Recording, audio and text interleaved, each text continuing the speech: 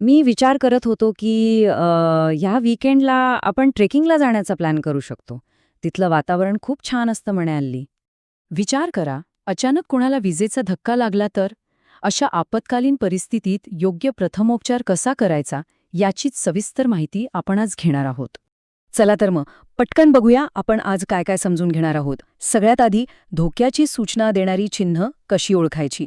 त्यानंतर विजेचा धक्का लागल्यावर काय करायचं, कृत्रिम श्वास कसा द्यायचा आणि हृदय बंद पडल्यास ते पुन्हा कसं सुरू करायचं.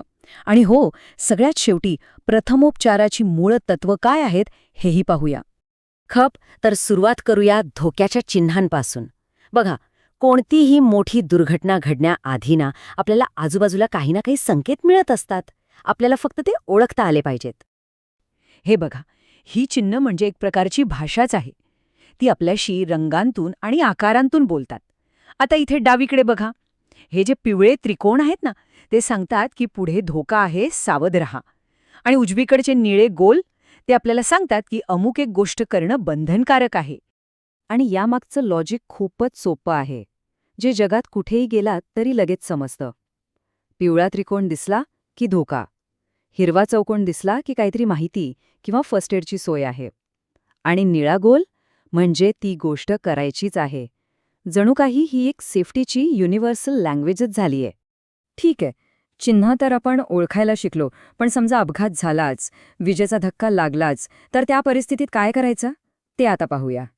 हे बघा, विजेचा धक्का लागलेली व्यक्ती दिसल्यास सगळ्यात महत्वाचं आहे ते म्हणजे स्वतःची सुरक्षितता. कारण जर मदत करणाराच अडचणीत आला तर काहीच उपयोग नाही.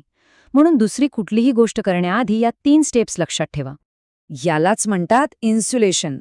म्हणजे काय, तर विजेपासून स्वतःला सुरक्षित ठेवणं. इथं दिसतंय बघा, मदत करणारी व्यक्ती थेट हात न लावता एका लाकडी काठीने विजेची तार बाजूला सारतीये. कारण लाकूड विजेचं वाहक नाही.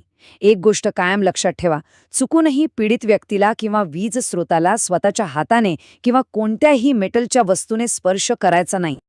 म्हणजे सरळ गोष्ट आहे, जर आपण स्वतःला वाचवलं तरच आपण दुसऱ्याला वाचवू शकतो. नाहीतर एकाऐवजी 2 अपघात होतील. बरं, आता धोका दूर झालाय.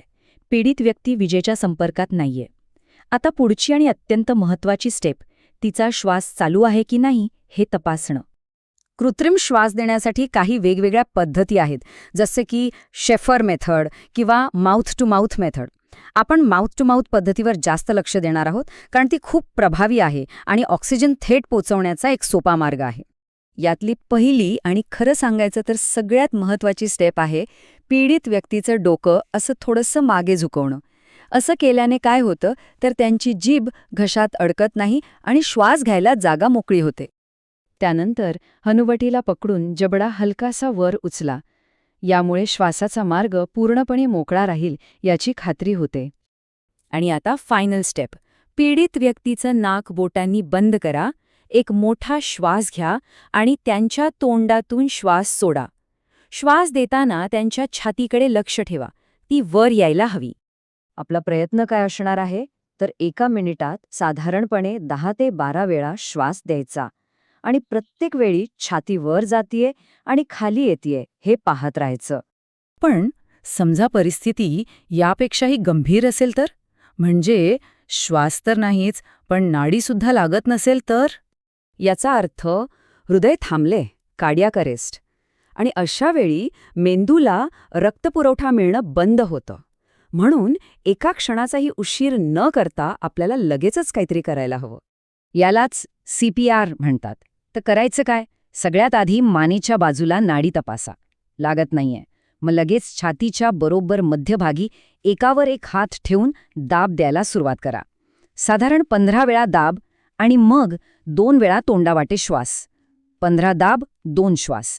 हे चक्र जोपर्यंत मेडिकल मदत येत नाही तोपर्यंत चालू ठेवायचं आहे. आणि दाब देतानाची पोझिशन खूप महत्वाची आहे. हात एकदम सरळ ठेवायचे, कोपरात वाकवायचे नाहीत आणि खांदे बरोबर हातांच्या वर आले पाहिजेत.